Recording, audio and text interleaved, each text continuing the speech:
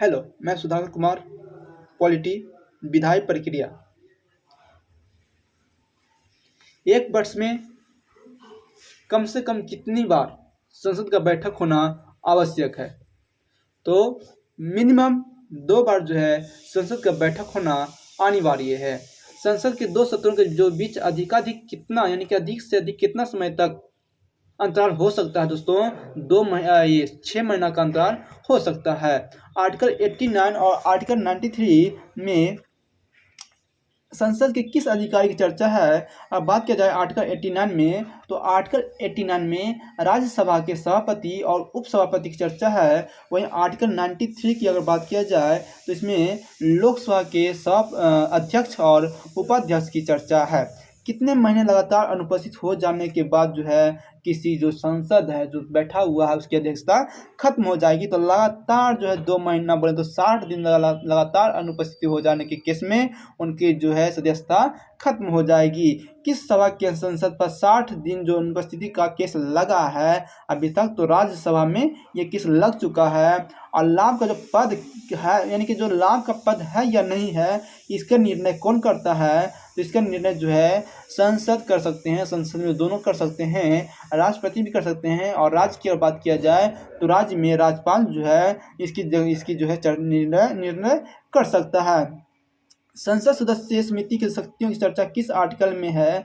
संसद के शक्तियों की जो बात किया गया है आर्टिकल 105 में किया गया है। न्यायालय जो है संसद के जो कार्यों का जांच नहीं करेगा, यह जो बात है आर्टिकल नंबर 122 में किया गया है कि इस 122 में कहा गया है कि जो सर्वोच्च न्यायालय है अथवा न्यायालय है, ये जो है संसद के जो क्या कार्य हो रहा है उसकी जांच नहीं कर सकता है। और लोकसभा तथा राज्यसभा दोनों के निर्वाचन कर सकते हैं।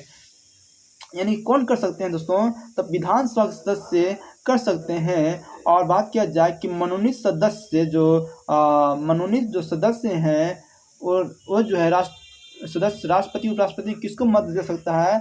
तो याद रखिए कि मनोनीत सदस्य अभी जो सिर्फ राज्यसभा में बचे हुए हैं, यह जो सिर्फ और सिर्फ उपराष्ट्रपति का जो है निर्वाचन में मत दे सकते हैं। उन्हें कोई अधिकार नहीं है राष्ट्रपति के निर्वाचन में मत देने का।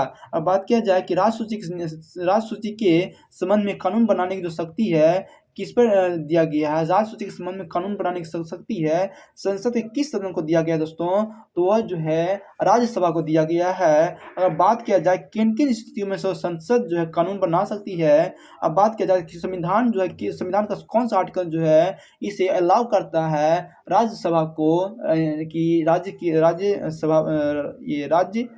के लिए कानून बनाए?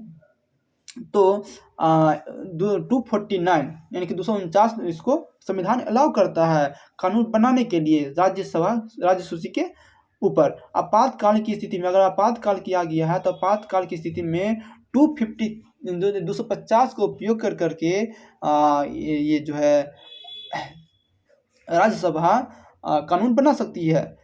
यानी 49-50 हो गया।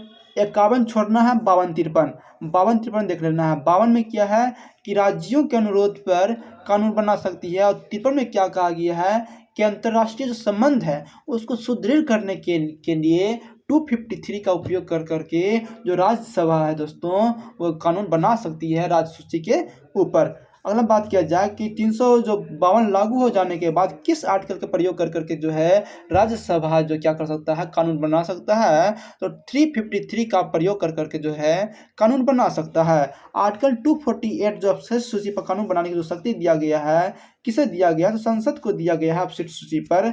बात किया जाए कि अध्यक्ष द्वारा सदस्य को बोलने या न बोलने के लिए जो प्रक्रिया है क्या कहलाता है? तो उसको बैठ जाना बोला जाता है। अगर बात किया जाए कि शून्यकाल का जो नियम है दोस्तों, ये किस देश के द्वारा लाया गया है शून्यकाल का नियम? तो ये भारत देश के द्वारा ही दोस्तों, भारत देश के द्वारा ही इसका जो है क्या किया गया था लाया गया था। विधेयक पर आम बहस क्या कहती है? तो विधेयक पर जो आम बहस होता है उसे द्वितीय वाचन में कहते हैं। और प्रथम वाचन में क्या होता है कि विधेयक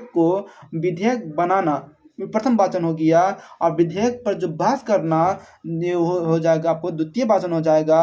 अब विधेयक को पास कर देना तृतीय वाचन में कहलाता है। संयुक्त बैठक में कितने मतों से विधेयक पास होती है? तो अगर संयुक्त बैठक हो रहा है तो साधारण बहुमत बोले तो राज्यसभा और लोकसभा के दोनों मिला करके साधारण बहुमत से भी जो विधेयक है पास हो जाएगा।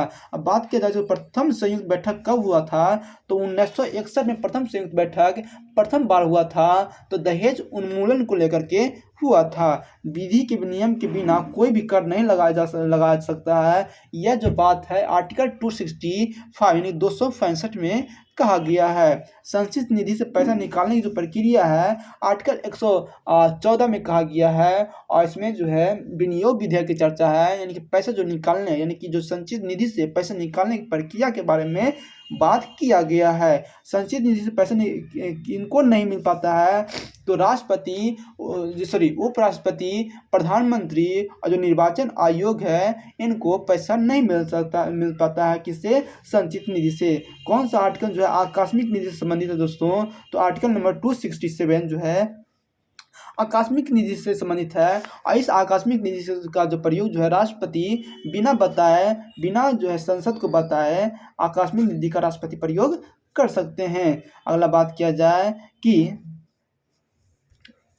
जाए कि जो वित्तीय विधा के पैसा निकालने का कौन कौन सा चरण मौजूद है, तो पहले तो होता है कि बजट को संसद में प्रस्तुत करना, दूसरी बात होता है कि बजट पर चर्चा करना, और तीसरी बात होता है कि विनियोग विधेयक बन जाएगा उसकी जांच रेख करना। जांच रेख हो जाएगा, विनियोग विधेयक पास हो जाएगा तो वित्त विधेयक जो है भी पास हो जाएगा। संघीय बजट की तैयारी कौन करता है, उसे संसद में कौन पेश करता है? तो आर्थिक कार्य विभाग के द्वारा संघीय बजट की तैयारी किया जाता है और उसे संसद में पेश करता है कौन? आर्थिक कार्य विभाग जो है ये उसका काम है। आकस्मिक निधि का प्रयोग जो राष्ट्रपति कैसे कर सकता है, तो बिना जो है संसद को बताए 267 का प्रयोग कर करके क्या कर सकता है, ये आकस्मिक निधि का राष्ट्रपति प्रयोग कर सकते हैं। आर्टिकल 109, आर्टिकल 110, आर्टिकल 111 में क्या किया गया है, तो आर्टिकल 110 में दोस्तों धन विधेयक की परिभाषा की बात किया गया है, जबकि आर्टिकल 109 में बात किया जाए तो धन विधेयक के बारे में विशेष प्रावधान की बात किया गया है, और आर्टिकल 111 की बात किया जाए तो विधेयकों पर अनुमति की बात कहा गया है। क्या राज्यसभा वित्त विधेयक को रोक सकता है? नहीं, राज्यसभा वित्त विधेयक को 14 दिन से ज़्यादा नहीं रोक सकता है। अगर रोक देता है तो वह विधेयक जो है पास हुआ माना जाएगा। क्या राष्ट्रपति धन विधेयक को पुनर्विचार के लिए भेज सकते हैं? नहीं जी। और लेकिन विधेयक को लोकसभा में पुनः स्थापित किया जाता है। हाँ जी, लोकसभा को ये विधेयक है लोकसभा में पुनः स्थापित किया जाता है। बजट शब्द का प्रयोग जो है जो संविधान में कहीं पर भी बजट शब्द का प्रयोग नहीं किया गया है। अगला बात किया जाए तो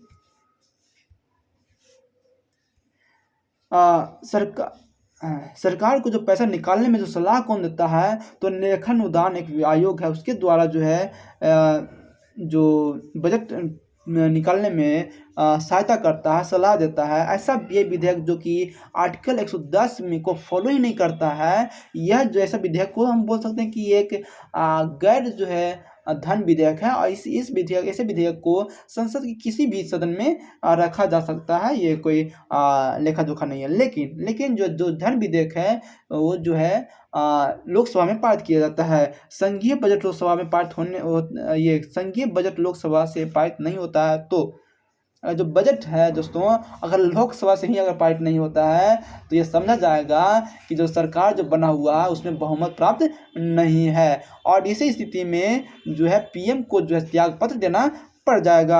और संसद को उपाध्यक्ष कौन होता है? संसद जो उपाध्यक्ष है दोस्तों जो सरकारी समिति है उसके अध्यक्ष ही होते हैं, और जो सरकारी जो समिति है दोस्तों ये कुछ और नहीं बल्कि लोकसभा के कुछ सदस्य द्वारा ही किए जाते हैं गैर सरकारी समिति, और उसके एक जो है उन्हीं में से एक अध्यक्ष को चुना जाता है, और यही अध्यक्ष जो है जो लोकसभा है उसका उपाध्यक्ष कहलाता है। और अब तक कितना गैर सरकारी विधेयक को पारित हो चुका है, तो 14 को जो है गैर सरकारी विधेयक पास हो चुका है।